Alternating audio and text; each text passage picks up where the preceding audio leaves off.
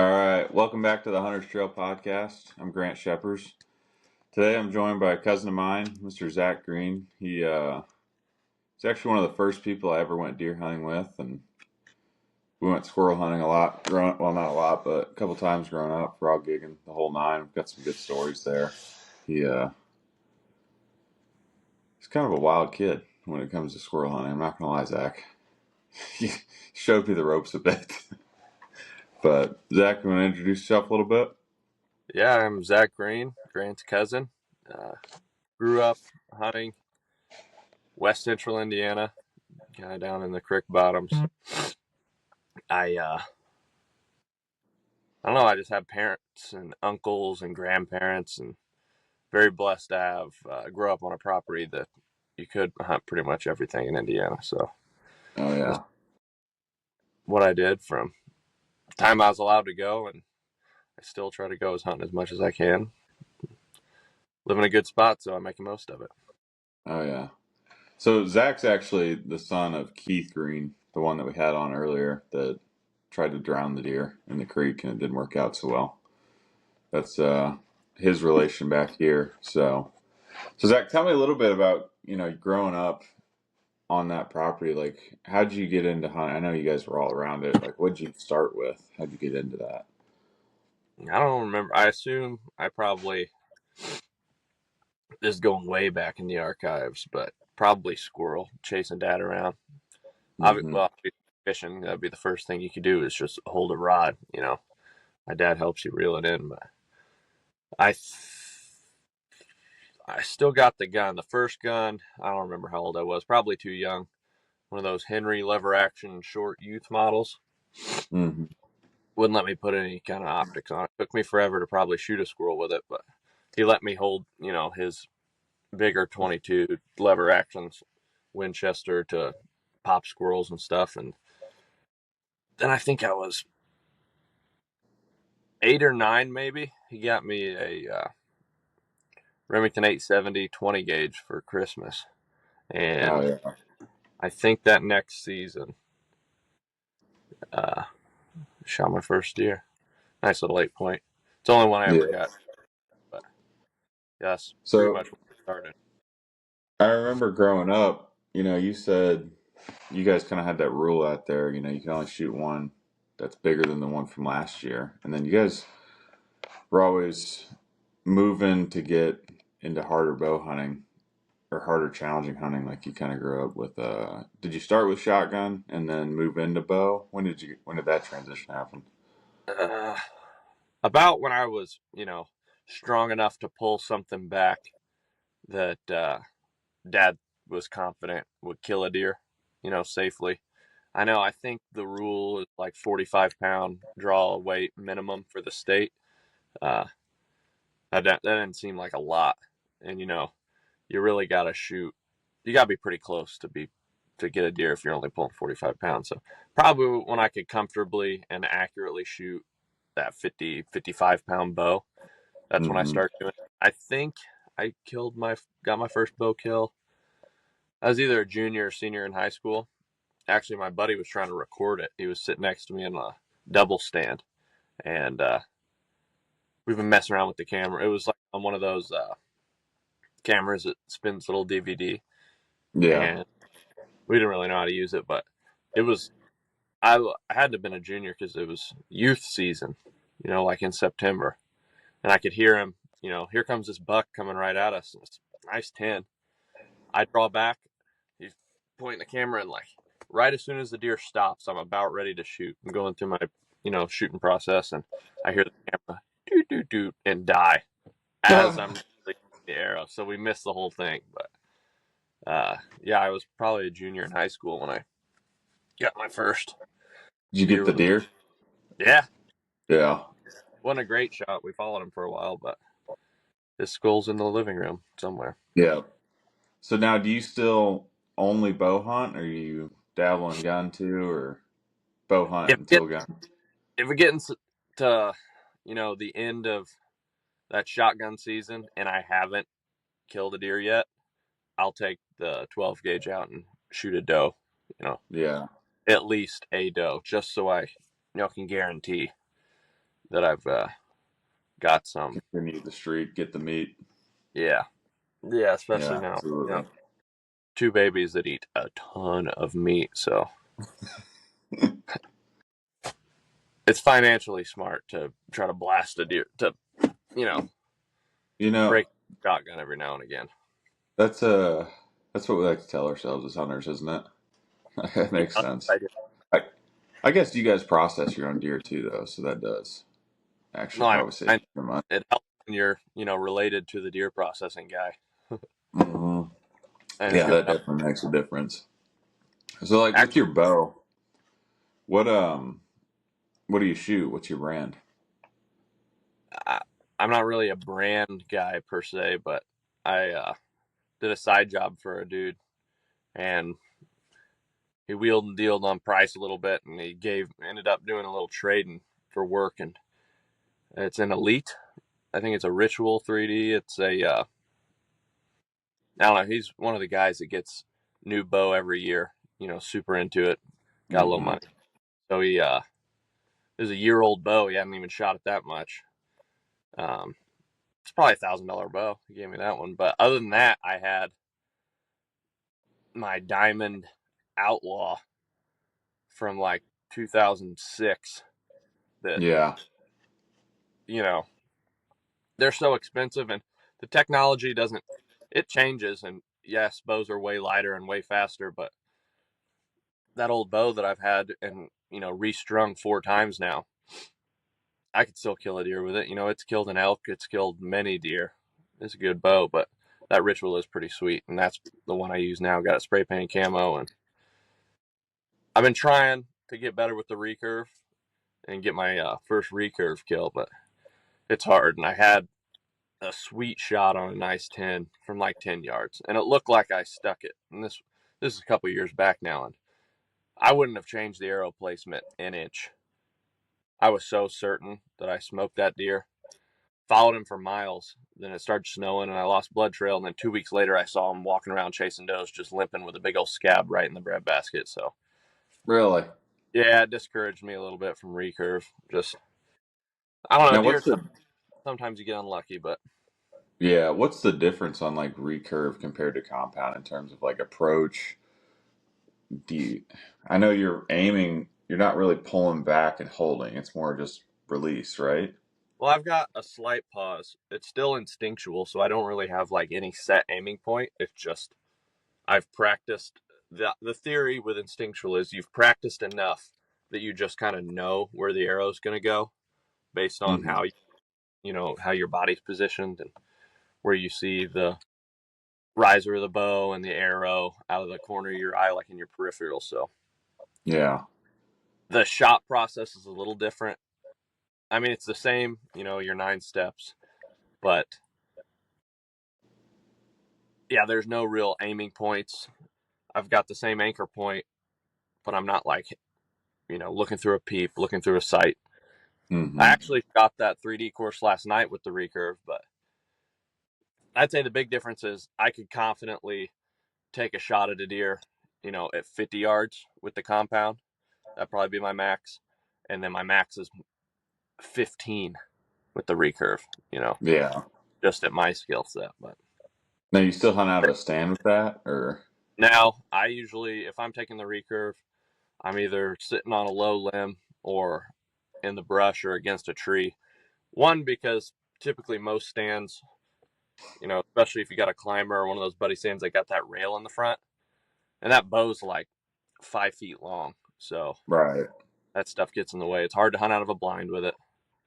And I like to be pretty straight up and down, so I like to have a Yeah. lot of room in front of me to be able to draw that bow comfortably.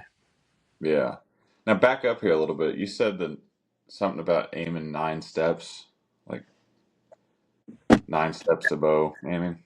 Yeah, I Tell don't me a little. remember What's that? the your shooting process. I don't remember all 9 off the top of my head. I remember in 4-H when I did archery, I had to make a presentation on, the shooting process, but gets into your draw, your release, your follow through. I can give it a Google and look up, the exact 9 steps and what they're called, but it's pretty much just the shot process. Yeah. Okay. I might look that up and add the link. I've never heard of that, so that might help me. Yeah, well, Thanks. I don't know if you get a ritual in your head whenever you shoot archery, it's like shooting a free throw. Make sure you do the exact same thing every time. And if you do that, it's where your consistency starts to come in, especially when you want to start stacking arrows and bringing bullseyes every single time. And it Oh, takes a lot of it. I mean, when you get just like shooting a basketball, is my personal interpretation. When you make that ritual out of it, it becomes muscle memory. And in the heat of the moment, when you're drawing back on an animal, you you'll instinctively go through that process, and you don't have to think about it as hard, or I don't, at least. I remember, shooting the elk or shooting a couple different nice bucks. I don't even remember aiming, like actually focusing on this. They ended up being, great shots, but like when I shoot at targets, I remember after the fact, like looking through my peep, finding the pin, putting it right where I want it, slowly pulling, pressing my release, and watching the arrow fly. When it comes to those animals, I just remember watching the arrow go exactly where I want it. And I think that just comes down to reps. oh yeah. Now, what is your recommendation on bow hunting? So I know season's 4 months away, 3 months away. Yeah, October Four. 1. Yeah. Like, what's the preparation look like for you with bow hunting? Is recurve a little different? Like, do you shoot Yeah, every day? for me, it What's it look like? requires a lot more practice. Like once you get good with that compound, it's, any more of the modern compound bows, it's like shooting a gun. You're just got to be a little closer. And obviously a little more movement involved. But once you get good, it doesn't take as long to get back into the swing of things with a compound. You probably start practicing every night about a month out, in the year. Maybe getting some different angles, especially if you plan on tree stand hunting. Maybe try to practice from a stand. You know, that's another big thing I don't like. I don't practice enough from elevation with the recurve. And when it comes instinctual, that arrow's got a whole different flight pattern, when you're shooting from up above. And I don't practice enough from up above to be confident in a far shot with that recurve. But with the Oh yeah. compound, they're going so fast. Yeah. Yeah. No, I learned the hard way this turkey season. I tried going out with my compound, and you know, I'd always practice the range up here. It's I don't know. I'd only practice standing up, right? And I was good enough, dialed in enough there that it was fine. And then we're sitting in a blind, perfect situation. These turkeys come in 10 yards. It's Yeah. like four or five toms. I don't know. They're strutting, doing their thing. I physically couldn't draw my bow back because we're sitting down. And I Yeah. didn't realize, like, you lose a lot of power when you're sitting down. Like, Yeah. I mean, it just especially that if good. you're straight on versus got Hmm. your neck, standing in an angle facing your target. Yeah. So I'm sitting there. These birds are like just moving, and I'm like, I'm turning purple in the face trying to draw this bow back in this blind. My buddy's like, draw back, draw back. I'm like, dude, I can't. And he's like, thinking I'm saying I can't because the birds are right there. He's like, no, dude, you're good. Draw back. I physically just couldn't get it. And then they walked away. And yeah, there's more to that story. But so tell me a little bit about like some of your hunting stories. Like you got into squirrel first and then deer. You got your first deer. Like, what's been your best accomplishment so far in hunting? Probably shooting that elk for sure. Mm. Uh, No. I, when it comes to odds, probably out west, a handful of times now, and we've been on bulls every single time. Mm, you know, that's more than most guys can say about, having a trap, especially Eastern guys having to travel out there. That's more than 90% can probably say. And a lot of that's got to do with luck. A lot of it's got to do with, how far back you walk. If you go walking back 12 miles and staying there for 10 days, I think that just increases your chances because most guys used to not go back. And now that more and more especially young guys are getting into elk hunting, you'll start to see more dudes out there. I remember when we first started going, I think it was my birthday, you know, 10 days, didn't see another person. Now anymore, you go out there and you'll run into a couple of guys, maybe because that spot's getting a little more popular, but I think it's just more and more young in shape guys are getting into elk hunting, and they're Hmm. able to go that far. Yeah. Because it's not just that you're able to walk out there and you've got the means to, you know, live off out of your backpack for 2 weeks. It's you also got to factor in, well, if I shoot one out here, I got to haul it out, and the mules give us that capability. I couldn't carry, I could, it would just take me 2 full days probably of just back and forth to Yeah. carry that elk. So luckily Now, we've got you can get it in one trip. when did you get that first elk? Did you get a bull? Yeah. So the first time I went out there, Dad took me for my 18th birthday, and actually he bought my license for me. I think like 4 hours. Stopped at a gas station like 4 hours before midnight. So he got a tag for me for $99 compared to almost $700 if he would have waited till I turned 18 because I still qualified for the youth one. I actually we didn't go because it was just me and him. We probably only went about 8, 9 miles in. You know, very top of Colorado. Like when I say the top, like we park in Wyoming and then hunt into Colorado. So it's Okay. up, and we didn't see a lot of elk. We didn't even hear a lot of elk, but I ended up getting a shot on a nice bull, 6x6, if I remember correctly. And, you know, I hit just a little bit high to where I was. It wasn't even a far shot. It was probably 25, 30 yards. But in hindsight, I should have done a little more research on elk anatomy.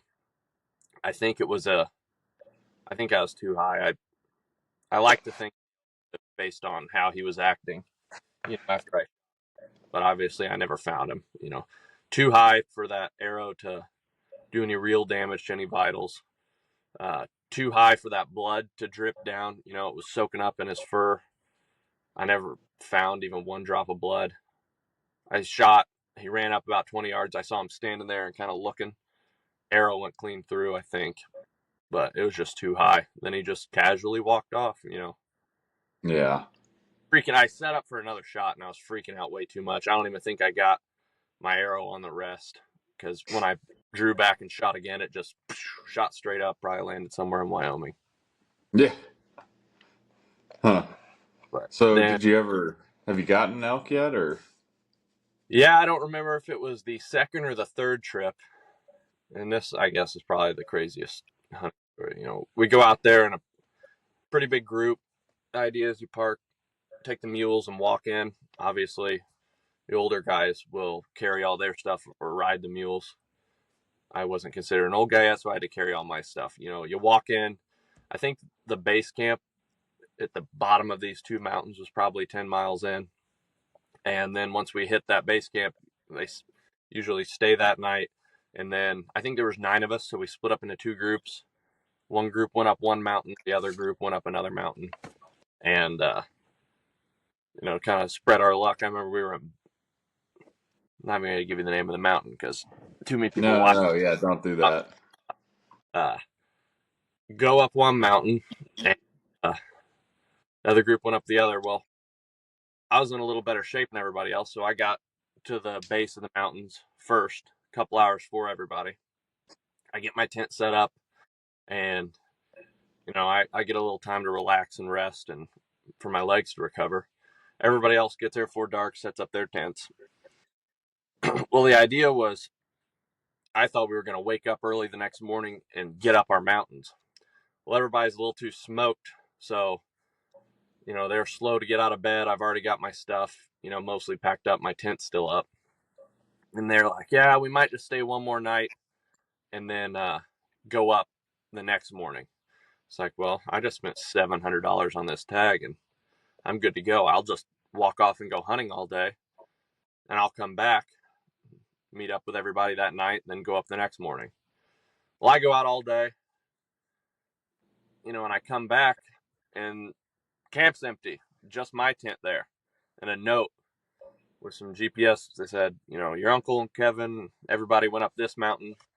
Dad and your group went up their mountain. Here's our GPS. Here's our grid coordinate where we're going to be camped. So that's like, crap. Well, I didn't have the filter. Dad had the big pump filter, and I drank most of my water. I probably had a quarter of a Camelback left. Like, crap. Probably 2 hours till it gets dark. I typed in their coordinates on the GPS. It's like 0.95 mile, almost a mile away. I was like, I can make that in a couple hours. I don't need to boil water, before I go up. It's not even a mile. I've already put in, 5 or 6 miles today. I should be fine. So I pack up all my stuff, eat a little snack, and I start walking. Well, like 4 hours later, I'm still like a half mile away because I didn't realize I had to go pretty much straight up. Oh, They left at lunchtime and they took a nice easy way around. And I had drank all my water. I'm getting dehydrated. I'm smoked. It's pitch black out. I'm a little spooked. It's right on the edge of Wyoming. I know Colorado wildlife says there's no grizzlies in Colorado, but right. Asterisks. yeah, we see grizzlies all the time, so I'm, nervous climbing up this in the middle of the night, dehydrated, starving. So I finally get to where that grid coordinate is, and I'm standing at the edge of a cliff. It's so dark I can't even see the bottom, and it says I'm still like 50 yards away. Well, they just estimated on the map, you know, and they're like, if he hikes up, surely he'll get close. Uh, Skip ahead a little bit. They weren't even that far away. They were like a quarter, maybe less than a quarter mile away, but over a couple of ridges. They couldn't hear me. I was like, anybody? Hello? Nope. The last water I passed was way down. And I'm like, I'm not going back down there to get water. At this point, I'm getting very dehydrated. Hands are cramping up, whatever. I'm like, well, this is not good. By myself. No one knows where I am, you know, because I left down at the base. Uh, and it's probably 11 o'clock midnight at this point. So I just plop my pack down next to a rock by this cliff because I'm thinking, well, if I pass out or fall asleep, they come looking for me the next day. They'll probably go to that grid coordinate that they gave me and they'll walk up and down this cliff and eventually they'll find me. Try to set up my tent because it's cold. My hands are too cramped up. I can't even set up my tent poles. So Oh. it was, I was a little scared. I'm not going to lie. I was like, oh, geez. How old were you again? I was probably 20, 21. Just getting started. Yeah. And, you know, after a couple hours, I am hurting. Tongue start getting leathery, all dried out. If I had any pee left in me, I probably would have drank it. I was so thirsty. I Oh was getting no. scared. Like that's how, like really scared. That's how thirsty I was. So at this point, I send a message to like the whole group. So there's guys going to get this message on the other mountain, and I don't want to send it because I'm hurting at this point, but I don't want them to freak out. The service is so bad up there, you know, and to save their phone, if we're going to be up there for 10 days, nobody turns their phone on for like the first 3 days. They just leave their phone off to save battery. So I'm thinking, crap, these guys on the other mountain are going to get the message first. They're going to see it's an emergency and they're going to ruin their hunt to come, rescue me or whatever. And I was like, so I think, man, I'd rather die than ruin somebody's up. So I, type out like emergency, really thirsty. I look at my Garmin, I type in my exact coordinates and I put it in the phone. And I have to like crawl up this rock just to get, 1 bar of on my data roaming, whatever, just to send like an emergency message. I send the message. I crawl back and I go to sleep. Well, right before sometime late that night, I don't remember exactly. Like I said, I was a little delirious. I fall asleep and then I hear, Zach, Zach, and I think I'm dreaming. I'm just like, oh, yeah, this is it. I'm dying. Whatever. Boom. You know, I feel my hastily, lean. I'm pretty much just sleeping under like a loose tent because, like I said, I couldn't even get my tent Yeah. poles. Dad and Fred come busting in. Are you all right? I'm like, no. So I stayed up for a couple Water. sipping on. I probably drank 2 full Camelbacks before I, could even get strength to stand up. Of course, Dad's yelling at me. He's like, "You stupid! What are you doing?" And I'm yelling back at him. I'm like, "You left me! This wasn't the plan." So that was a little scary. Uh, Yeah. but mistakes were made. You learn from them. Maybe we should have stuck to the plan. I definitely shouldn't, or I should have estimated, the elevation climb a little bit better when referencing my map, my topo lines. Uh, but I definitely should have boiled some water before I walked up there to make sure I was good to go. So I So could the have next time you go out, are you gonna have your own I'm gonna kit? I'm gonna be completely self sufficient and not rely on anybody else's water filter. Uh, Now, how much do you have to worry about? You guys are packing in 8, 9 miles. Like, how in detail do you go in on your weight? um, Dad is wild because he'll survive off of trail mix, and some berries that he finds for, a week. He'll go a couple days, without eating and be fine. Uh, but he's pretty wild. I've done it with some pretty heavy packs, that hike. I don't hike every day with a full pack, but packing in, I've pushed, 100 pounds, and that'll wear you out, you know. But he usually can do somewhere, and you got to factor in it gets really cold, even in September up that high. Sometimes it gets down to the 20s, so you got to factor in a big sleeping bag, your fire starting stuff, your water purification, your food, your cold weather stuff, your wet weather stuff. He can usually do it around 60, 65 pounds. I like, being comfortable when I'm out there for the most time. So I'll go a little heavier, maybe bring a little extra food. Uh, like I said, I've pushed the 100-pound mark, but I don't recommend it. That kind of sucks. So in the future, I just need to invest in some better stuff too. Some lightweight, more packable gear. Uh, really find out, what the essentials are. But I'm kind of, I don't know, if I've got an empty spot in the like, all right, I've got everything I need, but I've still got a little room in here, and I'll fill it even if I don't need it, just because I'm dumb, I guess. But yeah, that was, long story short, that was really scary. He was pretty mad at me.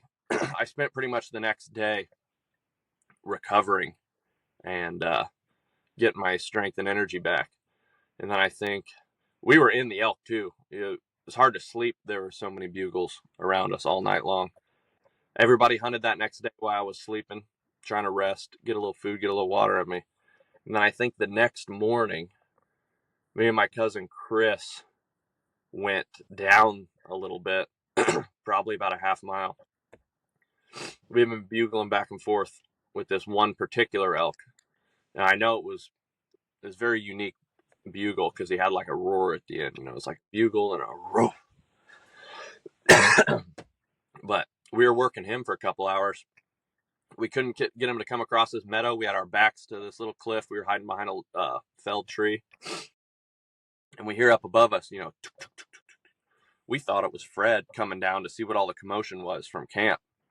Because it sounded like some dude just sprinting up behind us. And we kind of turn, and up at the top of this cliff, probably, I don't know, 30, 40 feet above us, I see the tips of antlers. I was like, oh, Oh shoot. my God. Chris, bull. We both turn around at the same time. I like pivot, and I'm on a knee. About the same time, this elk like leans over to look down this cliff to see what all. He was a smaller bull coming in quiet to see what all the commotion was because Chris was bugling. I was like smashing sticks on the ground, trying to just sound like a real ticked off elk. He leans over to see what's going on.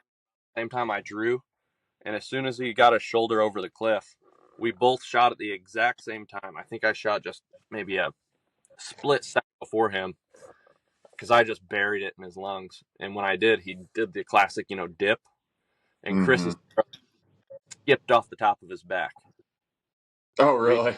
yeah, he ran off, and I heard him crash, instantly, and cough a couple times, and just boom, he was dead. So we're high fiving and stuff, and we get up there, and we had shot. So back to the shooting process. I don't even remember aiming. I just remember turning, taking a knee, like getting set and releasing the arrow.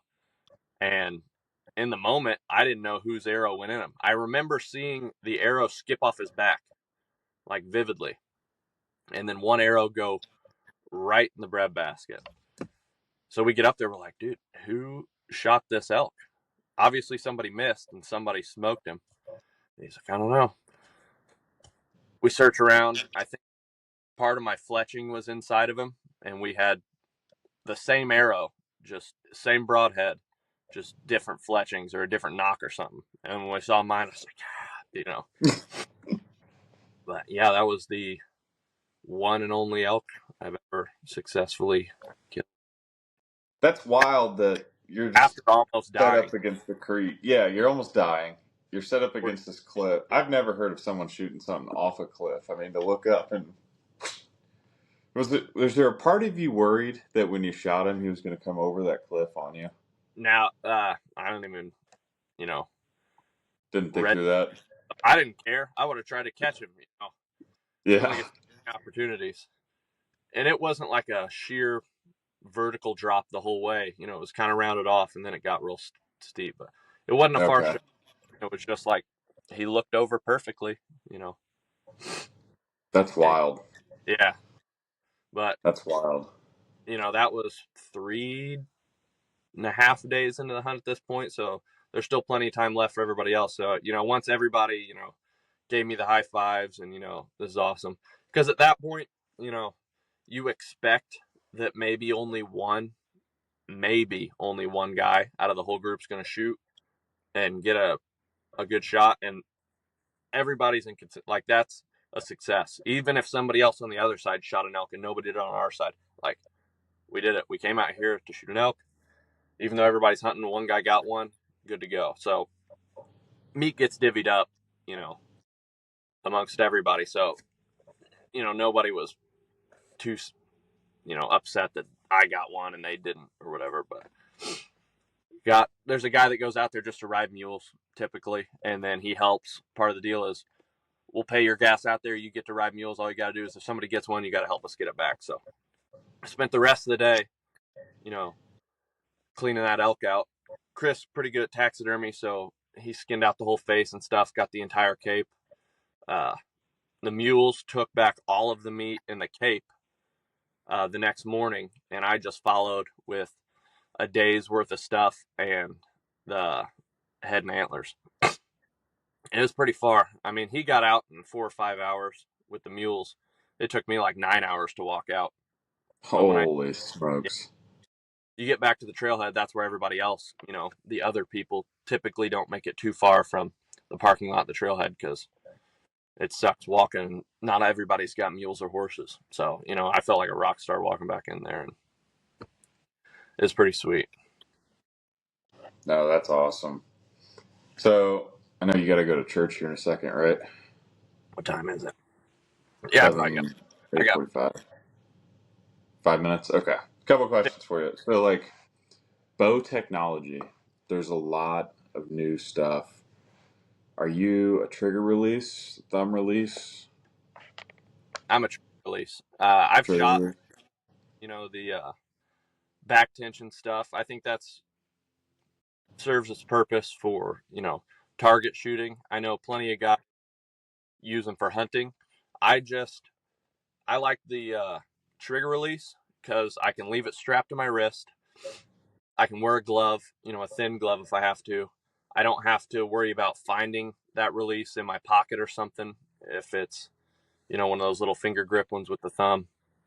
Uh, I just got a regular old trigger release, stay strapped to my wrist, had the same one for forever. I like having the arrow go. I know, people say don't anticipate the shot, hold your shot, hold your follow through. I like knowing exactly when the arrow is going to go off, especially in a hunting situation, because the deer could, or the elk or whatever you're shooting at they're unpredictable. They could just stop. They could just start walking at any moment. I like knowing exactly when the arrow's going off, and I like having it strapped to me at all times. That's why I like the old wrist strap trigger release. Now, do you have any recommendation? So the reason I'm looking at getting a new release, mine is kind of starting to break a little bit. It was my dad's, so it's getting up on the usage miles. But Yeah, it's do you probably have any time to. recommendations? Yeah. Um, I think I don't know brands. Maybe a Scott. I don't know exactly, but something with a light pull. But I don't like the hook ones that open up. I don't know why. I just like the old clamp. Yeah, the clamp. Yeah. Uh, Do you like I spring loaded ones, or do you like the? I like the Uh, spring. I fidget with it. I don't know what it is, but yeah. then I'll fidget with it. I'll close it, close it, open it about probably 1,000 times, in a hunt. Just, but yeah, I like the spring ones. Mm-hmm. I also Okay. like the D loop too with those because I think it saves your serving over time, and you don't have to worry. I don't have to worry as much if I'm just sitting there and I move or something. I don't have to worry about that release popping the arrow, the knock off of the string. So I like the D loop, and I like the spring loaded clamp down, trigger release. I don't know exact nomenclature, but Yeah. it's just what I've always done. So No, that's I what I. got you. Awesome. I'll have to look into that. Well, I appreciate you having time and jumping on the podcast here this morning. No problem. Um, Definitely have to have you back on again here soon. If you're ever out here in Kansas or heading to Colorado, go ahead and stop by, all right? Yeah. You said you're Eastern Kansas somewhere. I'm literally the midway point between you guys and Denver. Okay. Yeah. Any chance We're I like, get, I'd like to go out west to hunt something. So yeah, maybe use absolutely. information, get some deer hunting in Kansas or something. Yeah. Here, I'm going to pause the recording now.